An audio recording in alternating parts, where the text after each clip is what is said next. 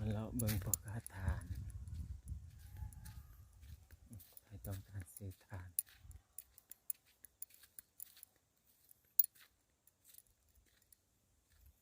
ไปต้องการซื้อทานสั่งได้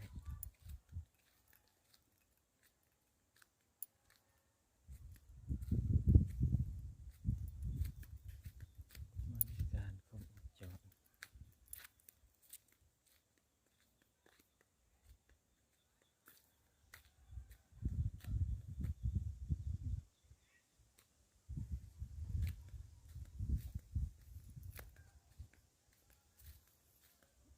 มีทานมีเป็ดมีไก่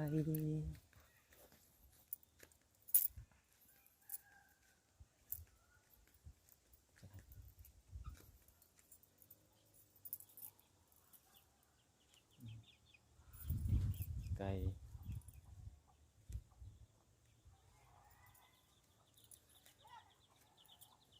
เป็น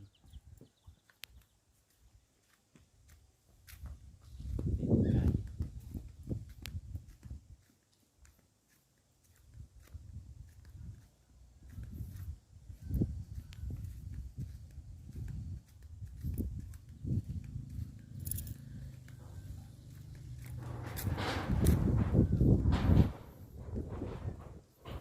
เต่าบักใหญ่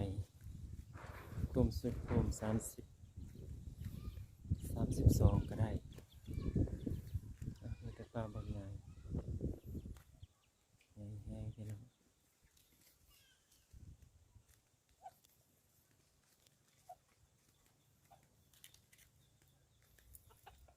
บนนี้ครบมาอยากได้อย่าง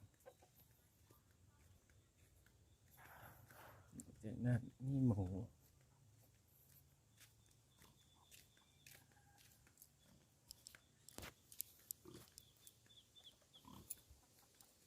กันนี่เป็ดลูกเป็ดน้อย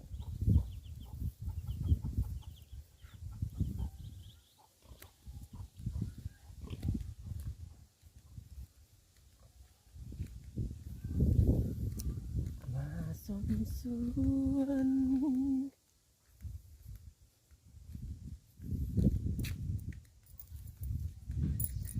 เบามานี่มีเมียกลมนำฟืนก็มีแต่ฟืนแบบเป็นสั่งได้